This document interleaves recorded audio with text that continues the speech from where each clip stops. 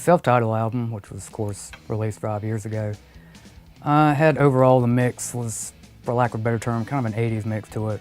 Real polished, real processed. We certainly liked the end result. But when it came time to tracking momentum, we had kind of a different perspective. We got a lot of reviews on the first album that mentioned terms like 80s, even hair metal, just different phrases thrown out in the reviews. And this time, you know, obviously the material is going to be similar. We weren't trying to break new ground here. But on this new album, we wanted, for lack of a better term, maybe more of a 70s classic Thomas kind of vibe.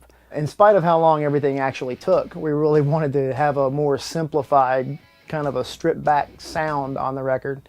A lot of the stuff that comes out nowadays kind of all sounds the same. I mean, to me, I'm a fan of a lot of it. And that happens anytime you get a whole lot of bands making a certain kind of music. It's all going to kind of run together after a bit. Production-wise, we wanted to go for a little less polished sound.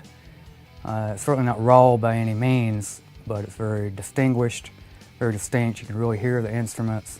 Got really great punch and bottom end to it, which is, of course, a sign of the modern production, you know, utilizing modern techniques, and it sounds really clean and really big.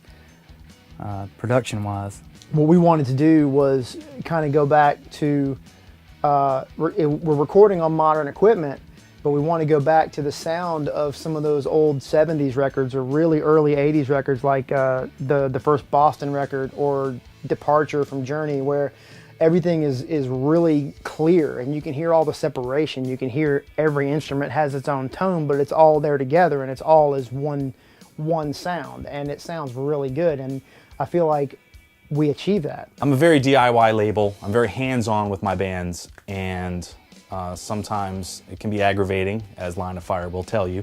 But I do it for the best interest of the bands, and when it came to Momentum, I really wanted them to have a more retro vibe, because their songs are very retro sounding.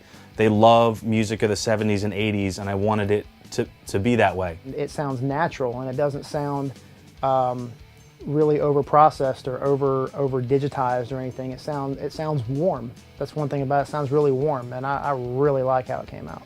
I'm very, very happy with the end result with Momentum, because I think as a collective, all of our aspirations and hopes were met with the end result, because it's a great record.